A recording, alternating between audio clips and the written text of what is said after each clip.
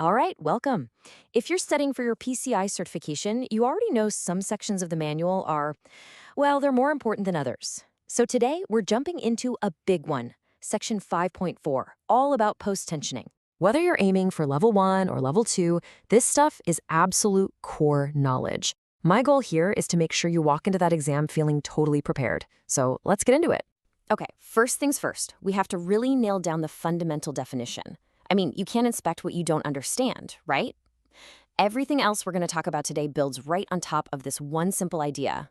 So the huge difference between pre-tensioning and post-tensioning, it really just comes down to one thing, timing. With pre-tensioning, you stress those strands before you even pour the concrete. But with post-tensioning, we do the complete opposite. We wait until after the concrete is placed and cured, and then we stress the tendons. You got to remember that distinction. It's a classic exam question. So, how do we actually do this? Well, the first method is what we call the monostrand, or unbonded system. The best way to think about it is like a single strand that's been coated in grease and then slipped inside a plastic sheathing, kind of like a grease noodle in a straw. Now, the crucial thing to get here is, because it's not actually bonded to the concrete, all that massive force gets transferred only at the anchorages on each end of the member. The second method is the duct system, or what we call a bonded system. Now, instead of that single sheathed strand, we embed a hollow pipe or duct right in the concrete before we cast. After it's cured, we thread the strands through, tension them up, and then, here's the key, we pump that whole duct full of grout. That grout hardens and literally bonds the strands to the member along its entire length, creating one solid, unified system. All right, time to put on your QC inspector hat. The prep phase is where quality is really made or broken. Getting this part right saves you from massive headaches later on. This is your turf. And bam, right away, here's a huge exam alert for you. These next two numbers you're about to see, they aren't just suggestions. They are hard and fast tolerances you have to memorize. You can pretty much bet you're going to see these on the test. First up, the vertical position of that duct. Your tolerance is plus or minus 1/4 of an inch. That is it, not a lot of wiggle room there. And second, the horizontal path. The duct can't vary by more than 1/2 inch over any 10-foot stretch. This is all about preventing wobble, which creates friction and can really mess with your tensioning forces. Think of this as your pre-flight checklist. Ducts got to be sealed tight so no concrete gets in. They have to be fastened securely. And after casting, you got to blow them out to get rid of any water or junk. But pay close attention to that last point, reinforcing the anchorage zones.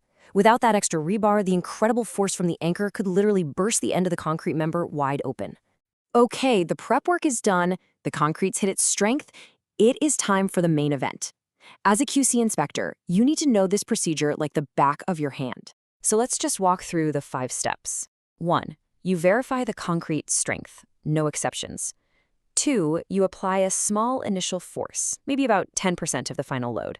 Now, this isn't for strength. All it does is take the slack out of the system so you have a nice, clean starting point for your measurement. Then you pull to your final jacking force, seat the anchors, and then you measure that final elongation. And that measurement leads us to another number you absolutely, positively have to burn into your brain for the exam. We call it the rule of 7. Your measured elongation has to be within plus or minus 7% of what the shop drawings say it should be. This tolerance is totally non-negotiable. Okay, let's do a little pop quiz based on a real-world scenario. The engineer's calculations assume a certain amount of seating loss when the jack lets go. So, what do you do if you measure that loss and it's different from what the drawings say? The answer is simple, and it's always the right one for a QC tech. You notify the engineer. It's not your job to approve it or say it's okay. Your job is to spot the deviation, document it, and report it to the person who designed it. Period. This next part is all about safety and the absolute limits of what we're working with. When you're dealing with this much force, there is just zero margin for error. Safety is everything. You know, I'm going to read this quote directly from the manual because it is just that important. In no case should this maximum jacking force be exceeded. This is an absolute hard stop. And this table here shows you exactly what that maximum force is. It's 80% of the strand's ultimate strength. So for the 1/2 inch, 270 KSI strand you see all the time, that's 33,000 pounds. For the bigger 0.6 inch strand, it's 46,800 pounds. Your jack gauge should never, ever, ever go higher than these numbers for these strands. Now, for the most critical problem you could possibly run into. You've hit that absolute maximum jacking force on your gauge, but your tape measure says you're still short on your elongation. So what do? Do you just keep pulling a little bit more to get the elongation you need? Absolutely not. The answer is clear and it's immediate. You stop and you notify the design engineer right away. Something is wrong. There's too much friction or some other issue. Continuing is dangerous and it violates the design. This is probably the most important safety rule in all of tensioning. We are in the home stretch now. The tendons are tensioned, they're anchored, but the job isn't quite done yet. These final steps, grouting and sealing, are what make sure the system is going to last for decades to come. So here's your final punch list. First, make sure that duct is dry. Then, you're going to pump grout from one end until you see a nice, steady flow coming out the vent on the other end. That's how you know all the air is out. Then you close that vent, pressurize it to 100 psi for 10 seconds, and you're good. And finally, you have to protect those anchors from rust and cover them up for fire resistance. Don't skip these finishing touches. And let's wrap this up with one last thing to think about. Out of everything we've covered, all the tolerances, the forces, the elongation, the grouting, which single quality check protects against the most catastrophic failure possible? Chew on that for a bit.